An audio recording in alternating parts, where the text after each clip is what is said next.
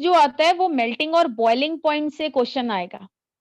तो ये वैसे बहुत ही सिंपल सा है कि ये जो कंपाउंड होते हैं आपके अल्काइल हैलाइड्स, ये पोलर होते हैं, तो इनका जो मेल्टिंग और बॉइलिंग पॉइंट होता है वो हाइड्रोकार्बन से ज्यादा होता है।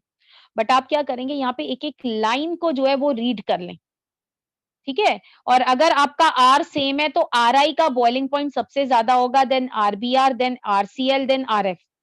तो ये भी एमसीक्यू के क्वेश्चंस में आए हुए हैं, इवन वैसे भी इसके क्वेश्चंस आते हैं, ठीक है। साइज जैसे जैसे हेलोजन का बढ़ता है, मान लो मैंने एक असर्शन रीजनिंग का क्वेश्चन दे दिया, मैंने आपको ये ऑर्डर दे दिया ऊपर वाला कि बॉइलिंग पॉइंट का ये ऑर्डर है, और नीचे मैंने लिख दिया विद इंक्रीज इन साइज जो आपका वंडरवल फोर्सेस हैं वो इंक्रीज कर रहे हैं, तो वो रीजन है उसका। या फिर मैं कुछ और बात बोल दूं तो वो स्टेटमेंट में भी मैं रॉन्ग भी दे सकती हूँ। अच्छा, असर्शन रीजनिंग में एक चीज ध्यान रखिएगा, जरूरी ये मत सोचिएगा कि हर बार ए वही पॉइंट दिया होगा। आप उसको पढ़िए कि ए, अगर आंसर ए होने के लिए क्या चीज जो है सेटिस्फाई होनी चाहिए, वो आगे पूरी स्टेटमेंट पढ़िए। जरूरी नहीं है कि ऑर्डर वही सेम आ जाए कि ए का मतलब ये है कि दोनों ठीक है और रीजन जो है करेक्ट एक्सप्लेनेशन है, उसके आगे पढ़िए वो क्या लिखा हुआ है, ठीक है। प्रॉपरली पढ़कर फिर असर्शन रीजनिंग का answer A B C D में से दीजिएगा कुछ। देन बेटा नेक्स्ट ये बड़ा इंपॉर्टेंट है कि बॉइलिंग पॉइंट जो है वो ब्रांचिंग के साथ साथ कम हो सकता है। कई बार एमसीक्यू के क्वेश्चन में ना 3-4 वो दे देंगे कंपाउंड्स, और बोला जाएगा किसका बॉइलिंग पॉइंट सबसे जो है ज्यादा है। तो मान लो यही क्वेश्चन दे दें, मैं कहूं किसका सबसे ज्यादा है, तो आप खुद सोचिए सब में 4-4 कार्बन है, तो कार्बन जब सेम होते हैं तो ब्रांचिंग के साथ साथ घटता है, तो सबसे ज्यादा इसमें ब्रांचिंग है तो वही। इसका सबसे कम होगा। और इसका नाम है टर्शरी ब्यूटाइल ब्रोमाइड, ठीक है।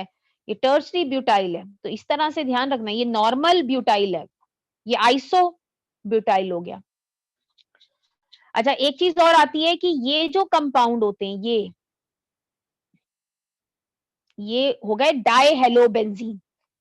डाई, ये है डाई, मान लीजिए दिस इज, यहाँ पे मैं क्लोरीन लगा दूं तो ये क्या हो गया, dichloro, para die chlorobenzene.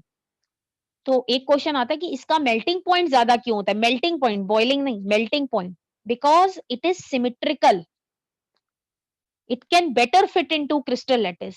Language थोड़ी सी दूसरी दे सकते हैं, मान लो मैंने कह दिया कि मेटा डाइक्लोरोबेंजीन का जो बॉइलिंग मेल्टिंग पॉइंट है वो उसके ऑर्थो और पैरा मेटा आइसोमर से ज्यादा होता है, और नीचे लिख दिया बिकॉज ऑफ सिमेट्री। तो हाँ, दोनों स्टेटमेंट सही है, और जो सेकंड स्टेटमेंट है वो पहली की रीजन है, ठीक है। और ये जो है उसमें आंसर आपका ए बी या सी या डी में से जो भी स्टेटमेंट इसको जो है डिनोट करती होगी वो आप उसका आंसर लिख देंगे। मान लो ए स्टेटमेंट कहती है कि दोनों सही है, असर्शन भी रीजन भी, और रीजन जो है वो करेक्ट एक्सप्लेनेशन है ए की, तो आप उसे फिर टिक कर देंगे। तो यहाँ पे देखिए मेल्टिंग पॉइंट की बात हो रही है कि मेल्टिंग पॉइंट पैरा आइसोमर का ज्यादा होता है, बॉइलिंग पॉइंट की बात नहीं कर रहे हैं। बॉइलिंग पॉइंट आप देखेंगे ना थो का ज्यादा है यहाँ पे, लेकिन यहाँ और जो है अब नेक्स्ट आता है डेंसिटी।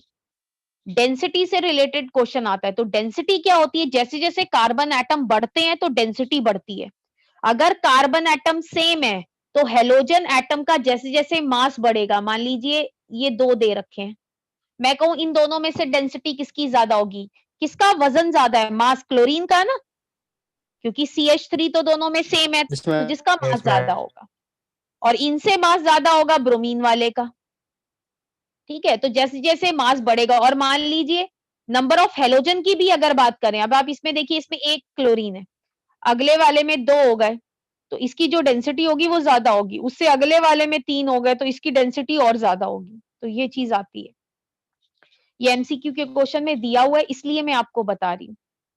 देन ये आता है सॉल्युबिलिटी की बात करें, ये पानी में सॉल्युबल नहीं होते हैं, क्यों नहीं होते हैं सॉल्युबल, मान लो असर्शन हाइड्रोजन रीजनिंग में बॉन्ड। आ जाए कि पानी में, बिकॉज ये पानी के साथ जो बॉन्डिंग, हाइड्रोजन बॉन्ड नहीं बना सकते हैं, और जो पानी के साथ जो बॉन्ड बनता है वो वीकर बनता है then original bond between haloalkanes and water molecules.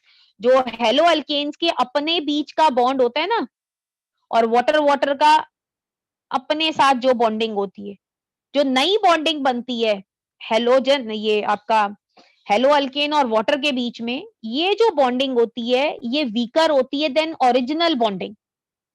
ठीक है, तो ये चीज होती है, इससे रिलेटेड क्वेश्चन आ सकता है, अरेंज करना आ सकता है, तो ये चीज ध्यान रखिएगा। प्रोपेन किसको बोलते हैं, आइसोप्रोपाइल किसको बोलते हैं, तो प्रोपेन आपका ये होता है, this is one chloropropane. Isopropyl मतलब जब सेकंड पोजीशन पे लगाओ, दिस इज आइसोप्रोपाइल क्लोराइड।